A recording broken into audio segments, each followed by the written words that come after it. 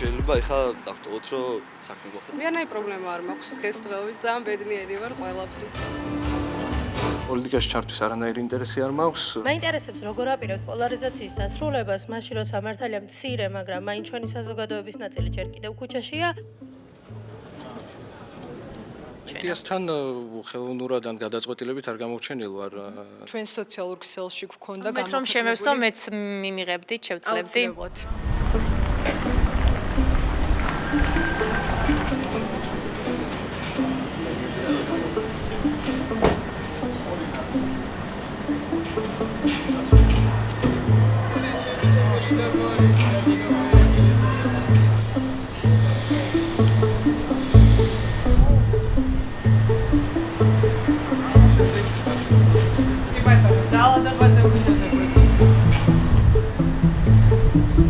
ჩვენი მიზანი არის შეხვედრის, რომ მივაღწიოთ განვითარებას რეგიონულად, არა მარტო თბილისში ხდება ეს შეხვედრები, ხდება როგორც მოგიხსენებათ, აჭარაშიც ქონდა შეხვედრა და ასე შემდეგ. და ერთად ვეძებთ და ველაპარაკებთ აი ბატონ ვარლამს და ბატონ ვარლამი გვცემს ამაზე პასუხს. ახალგაზრდული ორგანიზაცია ეს ქართული ოცნების ახალგაზრდული ფრთა არის თუ სხვა გაერთიანება არის ახალგაზრდების რომ ახალგაზრდული ფრთა არის, დიახ. ახალგაზრდული ფრთა პარტიული დიახ. ახალგაზრდული ფრთა. თქვენ თბილისის წარმომადგენლობა ხართ თუ რეგიონებში დადიხართ ხოლმე? თბილისში. თბილისში ხართ. დღეს რა იქნება ის თემა, რაზეც თქვენ ყურადღებას გაამახვილებთ და კითხვებს დასვამთ?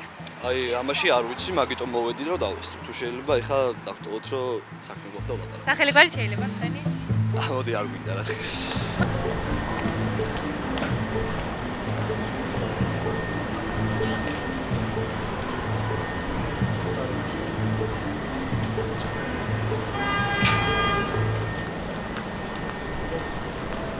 ეს არის ქართული ოცნების ახალგაზრდული ორგანიზაციის შეკრება.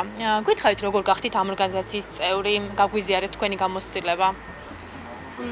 ჩემო მეგობრებმა მიმიყვანეს რამოდენიმე წლის წინ და მის შემდეგ ჩემი მეგობრების გვერდით ვარ. ახალგაზრდა ვარ. ყველა ახალგაზრდა უნდა იყოს აქ, აუცილებლად. რატომ? იმიტომ რომ დღევანდელი რეალობა, დღევანდელი ახალგაზრდობის მდგომარეობა და ყველაფერი ზედმეტად შეესაბამება ჩვენს ახალგაზრდულ ორგანიზაციას და ყველა ერთმანეთის გვერდით გავართ. მე ჩემი მეგობრების გვერდით გავარ დღეს, დღევანდელ რეალობაში. რა რეალობა შეესაბამება ახალგაზრდების მდგომარეობას აქ არსებული? უფრო მეტად დეტალურად რომ გითხრათ. დეტალების საუბარი არ მინდა. რო არ მოგატყვი. მთავარი პრობლემა რა გონიათ ახალგაზრდების და მთავარი გამოწვევა დღეს ქვეყანაში? რეალობაში უფრო პრობლემა ალბათ მედიცინის ფაკულტეტზე მაგალითად ანაზღაურება. უფრო ესეთი რაღაცები განიხილება და დღეს მაღლაც ამაზე საუბრობენ უმეტესწილად. ადამიანის უფლებები, სიტყვის თავისუფლება, გამოხატვის თავისუფლება ამ თემებზე თუ მსჯელობთ? არ მსჯელიათ. რატომ?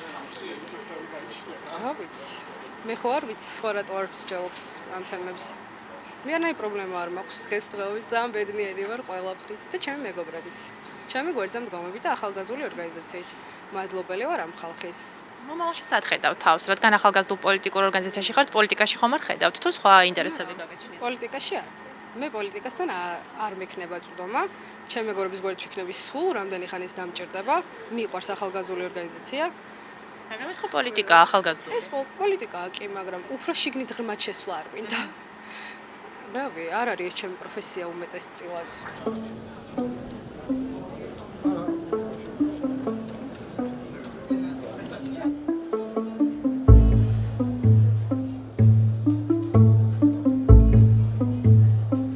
კონფერენციები არის ღია თითოეული დაინტერესებული ახალგაზრდისთვის ჩვენ სოციალურ ქსელში გვქონდა მეც რომ შემევსო, მეც მიმიღებდით, შევძლებდი.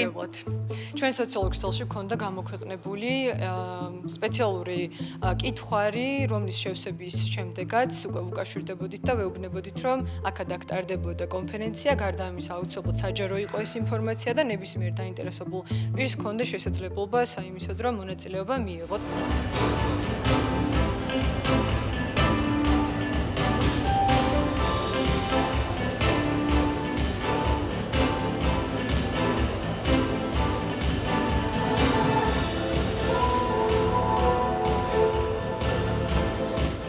სხვა შორის ბევრჯერ დაისვა ეს საკითხი და მოდით საკმაოდ გადაჭრით ვიტყვი, რომ არანაირი ინტერესი არ მაქვს პოლიტიკაში ჩართვის მე პირადად.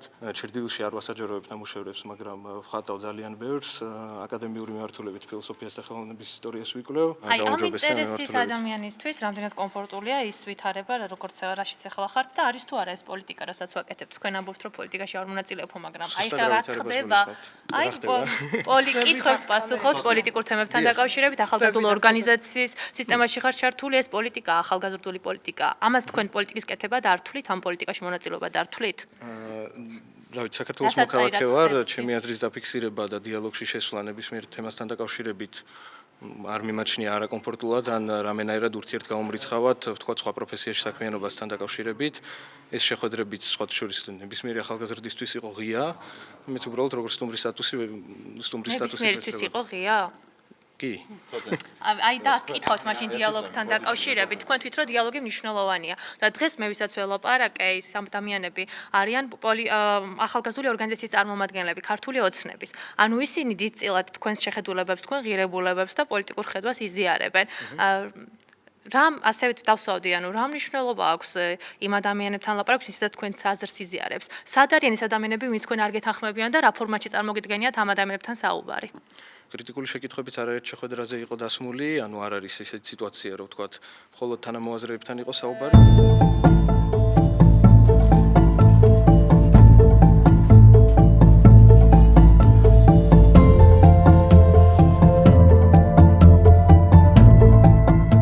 მოგესალმებით, მე ვარ ნიცა როგავა. ბატონო ვარლამ, თქვენთან მექნება შეკითხვა, პოლარიზაცია ახსენეთ.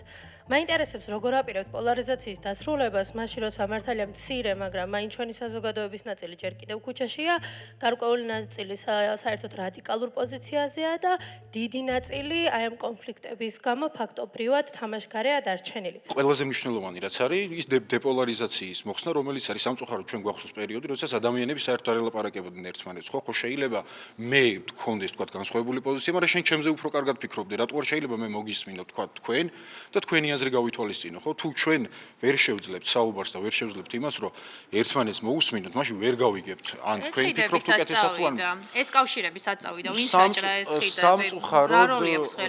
სამწუხაროდ ბევრი ფაქტორი იყო, ძალიან ბევრი ფაქტორი იყო. წლების განმავლობაში მინდიოდა ადამიანების გაშავება, დეზინფორმაცია, იარლიყების მიწებება, ასე შემდეგ. ქართული ოცნების პასუხისგებას ვერ ხედავთ. ხდებოდა ქართული ოცნების ხელისუფლებას არავის არ მიუკერებია. ქართული ოცნების პასუხისგებლობა რაც არის, ძალიან კარგად ვიცით და ვიცით ჩვენმა გუნდმა, დებატები იქნება თუ სხვა ნებისმიერი ფორმატი, ჩვენ მზად ვართ ვისაუბროთ ნებისმიერ მწვავე და ისეთ საკითხზე, რომელიც მნიშვნელოვანია საზოგადოებისთვის. აგენტის იარლიხს აწებებს მედიას თუ არასამთავრობოს, რომელიც რა თქმა უნდა, ამ დეტალებში ეხლა ნუღა ჩავალთ, ნუღა შევყვებით, იმიტომ რომ წლების განმავლობაში იყო ამაზე საუბარი და მე ვფიქრობ, წარსული არის, წარსული და ჩვენ ეხლა სადაც ვართ და რასაც ვაკეთებთ, უნდა ვიყურებოდეთ მომავლისკენ და თუ მკითხავთ ახალგაზრდული მიმართულებით რა გეგმები გვაქვს და რას ვაპირებთ, ამაზე შემიძლია ვისაუბრო ძალიან დიდი ხნის განმავლობაში.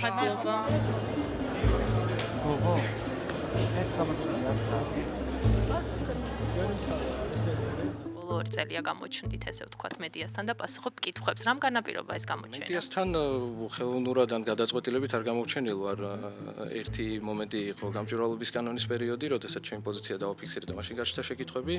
შემდეგ კი ოჯახის სიწმინდის მსვლელობაზე ვიყავი და მედიამ დამისვა მე შეკითხვები, ანუ ჩემი მხრიდან ინიციატივა არ ყოფილა. ხელოვნურად არ გამოჩენივარო და ორი მნიშვნელოვანი საკითხი დაასახელეთ.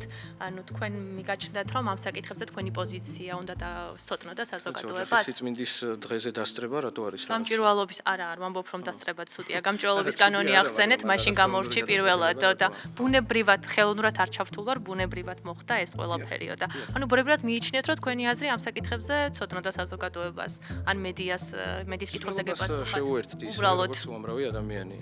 აქ არ ყოფილა რაღაც განსაკუთრებული გადაწყვეტილება კიდევ ერთხელ. ხა ასაკობრივი ფაქტორიც არის ბევრი წარსული მოვლენების დროს საკმაოდ პატარაც ვიყავი ასაკით და რა ვიცი, ეს ყველაფერია ასე ბუნებრივად მოხდა. თქვენთვის ყველაზე დიდი გამოწვევა და პრობლემა ცოტნე ივანიშვილისთვის როგორც ახალგაზრდისთვის რა არის? მე პირადად ვფიქრობ, რომ განათლების მიმართულებით გამიხარდებოდა ყველაზე მეტი მუშაობის ნახვა ჩემი აზრით განათლების მიმართულებით, რომ კაფეოდ დაინერგოს, ასე ვთქვათ, мерიტოკრატიული მიდგომა და კაფეოდ ფასდებოდეს ახალგაზრდებში კიდევ უფრო მეტად განათლება და აგრეთვე დონე აიძიოს, ყველაზე მნიშვნელოვანი მე პირადად ეს გამოწვევა მგონია და ამ მიმართულებით აქვს ვშავ. თქვენი ხედვა რა შეიძლება გაკეთდეს განათლების სისტემაში?